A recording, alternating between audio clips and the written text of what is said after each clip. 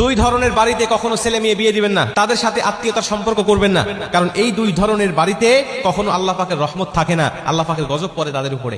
এক নম্বরে, যেই বাড়িতে মেয়েদের হাতে কর্তৃত্ব থাকে, নেতৃত্ব থাকে, পুরুষের হাতে কোনো নেতৃত্ব কর্তৃত্ব নাই, সব মেয়েরা হ্যান্ডেলিং করে, এমন পরিবারে কখনো মেয়ে বিয়ে দিবেন না বা ছেলে বিয়ে দিবেন না, তাদের সাথে আত্মীয়তা করবেন না। কেন করবেন না?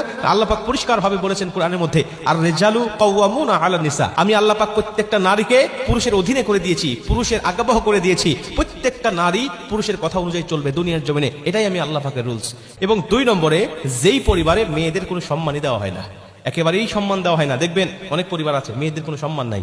মেয়েদেরকে আল্লাহ পাক সম্মান দিয়েছে, পুরুষের হাতে নেতৃত্ব থাকলেও মেয়েদেরকে আল্লাহ পাক সম্মান দিয়েছে। কারণ আমরা জানি জাহিলি যুগে মেয়েদের কোনো সম্মান ছিল না, তখন মেয়েরা শুধু ছিল ভোগের বস্তু, মেয়েদেরকে যেমন ইচ্ছা মানুষ তেমনি ব্যবহার করতো, এবং তাদের চার আনার কোনো দাম ছিল না। ইসলাম তাদেরকে এমন মর্যাদা দিলেন, এত মর্যাদা দিলেন, ইসলাম মা হিসাবে সম্মান দিলেন মেয়েকে।